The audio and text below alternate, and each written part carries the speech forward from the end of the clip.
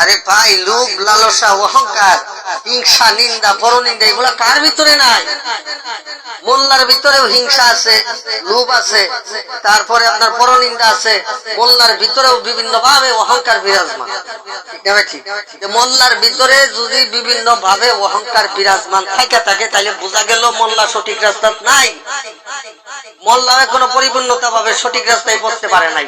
ও মানুষের কিভাবে ভালো রাস্তা দেখাবে? ও তো নিজেই ঠিক নাই, ও তো নিজের স্থানেই ঠিক নাই। তাহলে ও কেমনে করে মানুষকে ভালো রাস্তার দিকে নিয়ে যাবে?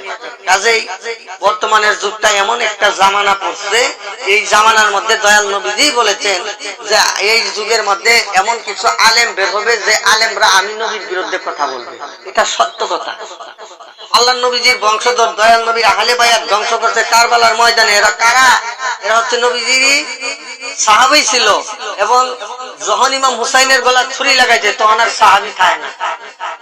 এবং কোরআনের হাফেজে দয়াল নবীজির ইমাম কলিজার নাতিন ইমাম হুসাইনের গলার মধ্যে ছুরি লাগাইছে। বোঝা গেল ভাই, মক্কা মদিনার ইমাম হলেই হবে না। ভিত্তি যদি রাসূলের মহাব্বত না থাকে, নবীজির আহলে বায়াতের মহাব্বত না থাকে, তাহলে মক্কা মদিনার ইমাম সাহেব হলেও কোনো লাভ নাই। আগে নবীজির প্রেম পয়দা করতে হবে।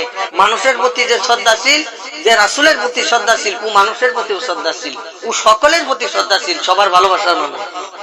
কাজেই সাবধান।